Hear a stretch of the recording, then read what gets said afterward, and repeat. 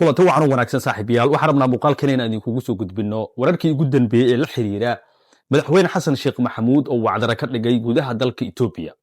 Haddaba waxaan soo gudbinaynaa dhowr qodob oo ka mid ah madaxweyne xasan sheekh maxamuud waxyaabaha uu ka sameeyay dalka Itoobiya intii lagu guudi jiray xafladda xarag jarka ama munaasabadda xarag jarka ee biyo xireenka Abiy ama geed loo yaqaano.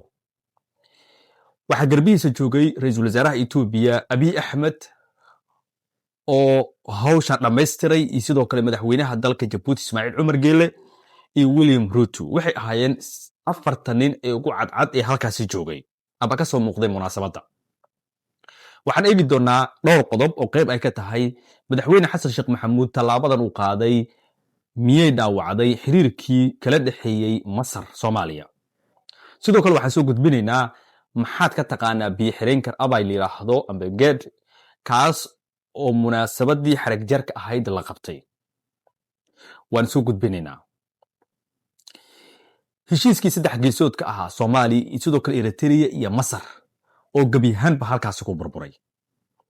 Itoobiya ma la isku haleyn karaa waa qodob kale oo aan eegi doono. muuqaalkeena ayaan ku faahfaahinaynaa iyo sidoo kale madaxweyne xasan sheekh maxamuud oo khudbada la yaab leh jeediyay ayaan soo gudbinaynaa.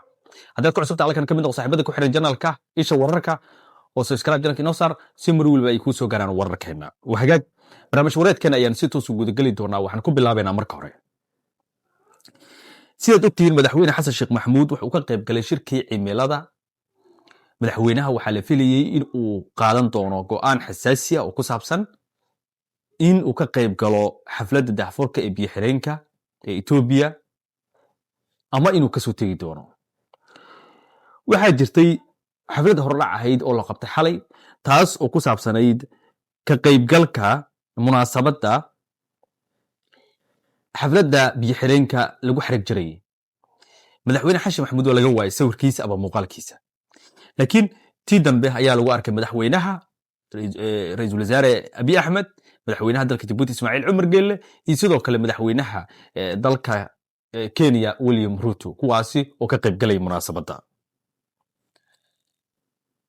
madaxweyne xasan sheekh maxamuud halkaasi markii uu ka soo muuqday waxaa isla markiiba la fahmay in si toos ah madaxweynaha uu u janjarsaday dhanka Itoobiya, halkaasna gabiyahanba uu ku burburay xiriirkii Soomaaliya kala dhaxeeyay Masar maadaama Masar ay diidanayd dhismaha biyo xireenkan dagaal badan ay u gashay muddo sanado ah.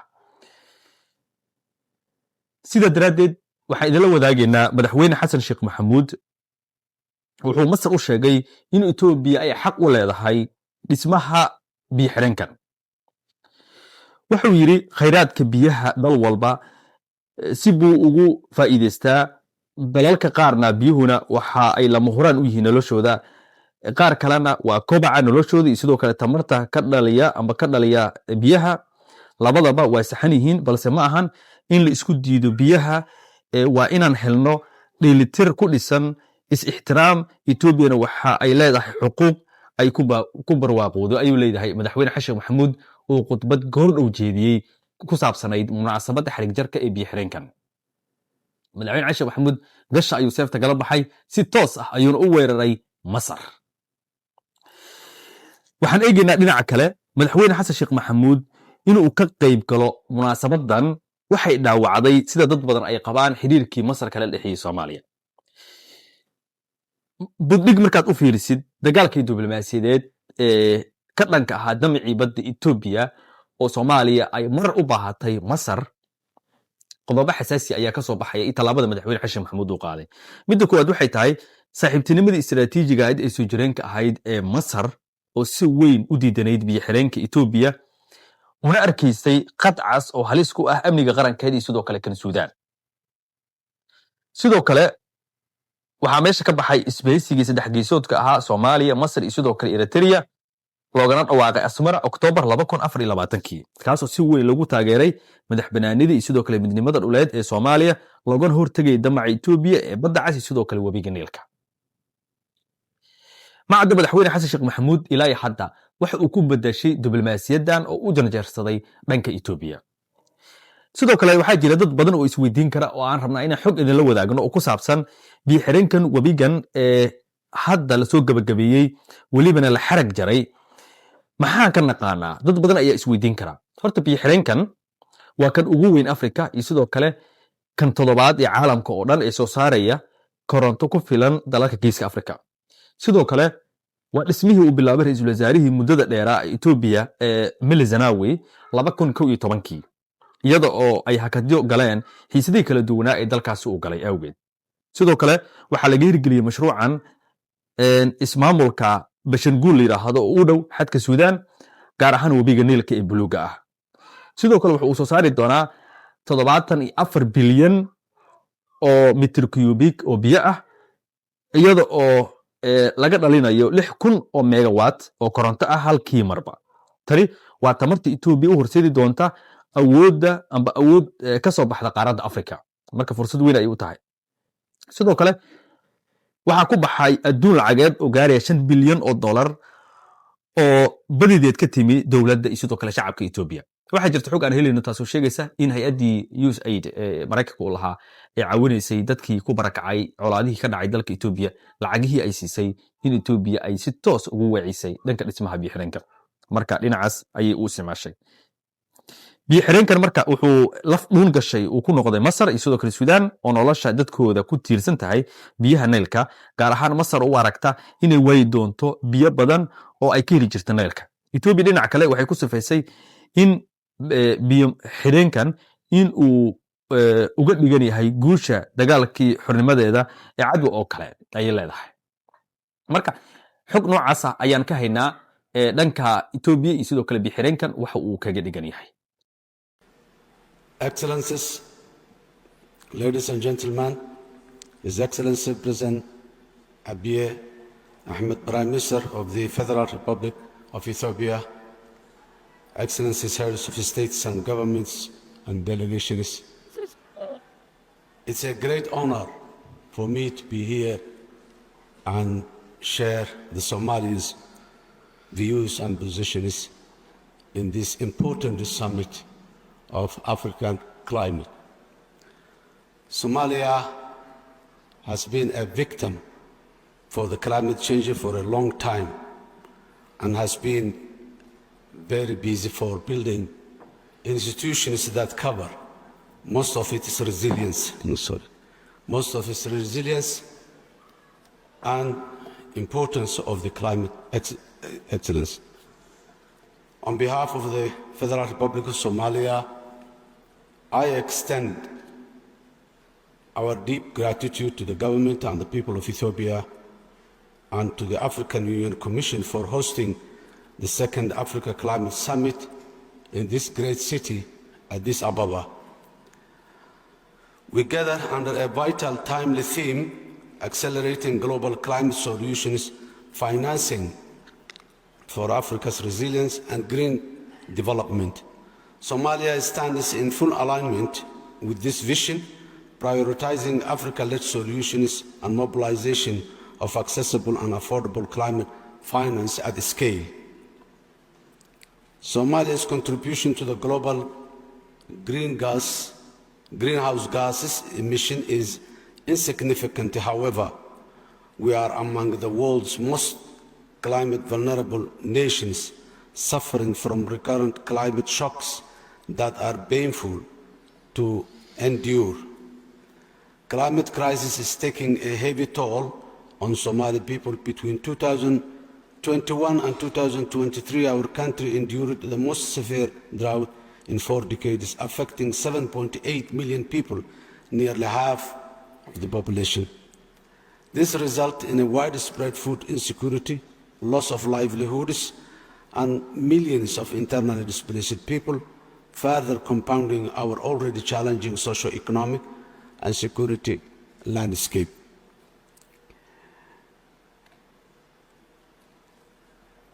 Excellencies, ladies and gentlemen, priorities anchored in the African agenda, the Nairobi Declaration of 2023 during the first African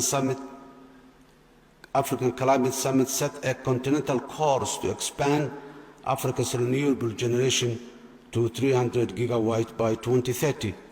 This requires around $600 billion and reforms of the global financial architecture, so that no longer nations must choose between development and climate action.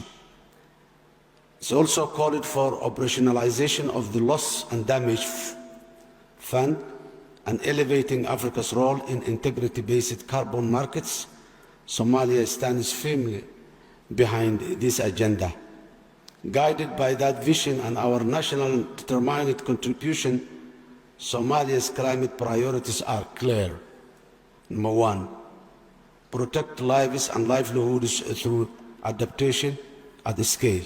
Our NDC 3.0 estimated 6.3 billion is needed for adaptation in 2025-2035, covering a climate-smart agriculture and livestock, water security, health, disaster preparedness, resilient human settlement, coastal protection, fisheries, clean energy access, and land restoration.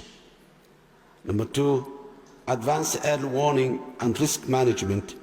We are working with the World Meteorological Organization and partners to strengthen hydromet and early warning services aligned with the UN's early warning for all by 2027 initiative. In this regard, Somalia is also in the process of establishing its National Meteorological Office, which has already been endorsed by the Cabinet and is now awaiting approval by the Parliament. Number three, accelerating affordable energy. Electrification remains too low and too costly. Electricity access in Somalia is below 50%, with pronounced urban-rural gaps. Somalia will expand decentralized renewable energy and mini grids where the grid is distant, leveraging exceptional solar and significant wind potential. 4. Unlock the blue economy. Sustainable fisheries can boost livelihoods through investment in coastal resiliency, cold chain infrastructure, and habitat restoration, ensuring food security, economic growth, and a stronger climate adaptation for coastal communities. 5. Curb deforestation and charcoal. We are committed to enforcing the UN Security Council ban on Somali charcoal exports and providing viable clean energy alternative and greening programs in the country where we lost forests due to charcoal. What we have done, Somalia's achievement, Somalia is the first country in the East Africa to submit its NDC 3.0, demonstrating leadership and readiness to implement ambitious climate action. In 2022, we launched Green Somalia Initiative campaign to plant 10 million trees, and in 2023, we joined the Great Green Wall Initiative with a 10 million pledge to combat deforestation and biodiversity loss. We have established the policy and institutional framework to mobilize climate finance with the establishment of the National Climate Fund for the first time in Somalia. The Green Climate Fund announced an accelerated 100 million partnership for Somalia in 2024, and both GEF and the Adaptation Fund are meaningfully engaging with our government. Somalia's epic debt relief of 4.5 billion lowered debt from 64% of the GDP in 2018 to below 6% by the end of 2023, creating room to invest in climate resilience. Our government is also focused on increasing domestic revenue, further strengthening public financial management, and creating a conducive investment environment to attract investment to enhance resilience building. Resilience on the ground. With our partner, we are expanding multi-use water infrastructure and climate-smart land management in dry lands. Canal and flood relief works along the Shabelle and Juba rivers are helping reduce disaster losses and improve food security. Opportunities in Somalia is ready to help deliver the continent's renewable surge. Private developers and communities are co-creating solar hybrid mini grids and growing. We are to scale proven models with grants and highly concessional finance, lowering tariffs for households and business while crowding in private capital in the sector. Our blue economy can be a resilience engine, sustainable fisheries, restored mangroves and shorelines, and climate-smart coastal infrastructure if supported by targeted affordable finance and ocean climate partnership referenced in the Nairobi Declaration. In our people, farmers, pastoralists, fishing community, women and youth are already leading solutions. Africa-made innovation is taking root across Somalia. Our task is to scale what works for us and for the continent. Our call, Africa's common position is, number one, to deliver finance at the right scale and on the right terms. Number two, to operationalize and capitalize loss and damage, moving from pledges to predictable disbursements that reach frontline countries like Somalia quickly and directly, aligned with the nationally led priorities. Number three, back adaptation at scale, to scale up investment in resilient agriculture, water security, and nature-based solutions, ensuring adaptation finance follows directly to vulnerable communities and support nationally defined resilience priorities. Our commitment, Somalia reaffirms its conditional NDC target to reduce emission by 34 below business as usual by 2035, while placing adaptation, protecting lives, food systems, water health, and infrastructure at the center of our development pathway. We will continue integrating climate risk in every sector policy, scaling locally led solutions, and building strong institutions for delivery. Mr. Chair, Excellencies, Africa's case is compelling and just. Decarbonizing the global economy is inseparable from delivering development in Africa. Let Addis Ababa be remembered as the moment we moved from declarations to delivery together.